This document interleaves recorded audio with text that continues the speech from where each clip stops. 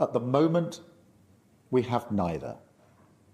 Ordinary people, Israeli and Palestinian, deserve to live in peace, to try to rebuild their lives free from violence and suffering.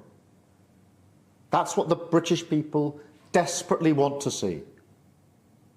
Yet, almost 2 years after the barbaric attacks of October the 7th, hostages are still held by the terrorists of Hamas. Recent images show the hostages suffering and emaciated. Hamas even refused to release all the bodies of the dead. I have met British families of the hostages.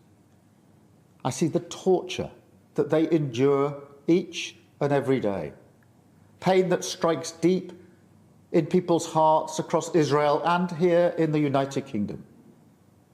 The hostages must be released immediately, and we will keep fighting to bring them home. Let's be frank.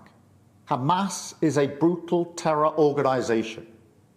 Our call for a genuine two-state solution is the exact opposite of their hateful vision. So we are clear. This solution is not a reward for Hamas, because it means Hamas can have no future, no role in government, no role in security. We have already proscribed and sanctioned Hamas, and we will go further. I have directed work to sanction other Hamas figures in the coming weeks. Meanwhile, the man-made humanitarian crisis in Gaza reaches new depths.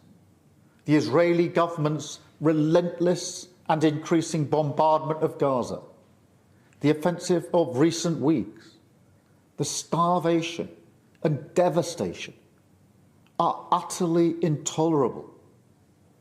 Tens of thousands have been killed, including thousands as they tried to collect food and water. This death and destruction horrifies all of us. It must end. We have evacuated the first group of sick and injured children to the United Kingdom to be treated by the NHS, and we continue to increase our humanitarian support. But still, nowhere near enough aid is getting through. We call again on the Israeli government to lift the unacceptable restrictions at the border, stop these cruel tactics, and let the aid surge in. With the actions of Hamas, the Israeli government escalating the conflict, and settlement building being accelerated in the West Bank, the hope of a two-state solution is fading. But we cannot let that light go out. That is why we are building consensus with leaders in the region and beyond around our framework for peace. This is a practical plan to bring people together behind a common vision and a series of steps, including the reform of the Palestinian Authority, that takes us from a ceasefire in Gaza to negotiations on a two-state solution. We will keep driving this forward. As part of this effort, I set out in July the terms upon which we would act in line with our manifesto to recognise Palestinian statehood. That moment has now arrived. So today, to revive the hope of peace and a two-state solution, I state clearly, as Prime Minister of this great country, that the United Kingdom formally recognises the State of Palestine. We recognised the State of Israel more than 75 years ago as a homeland for the Jewish people. Today, we join over 150 countries who recognise a Palestinian state also.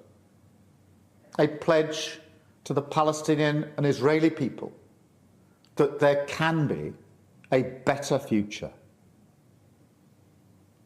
I know the strength of feeling that this conflict provokes.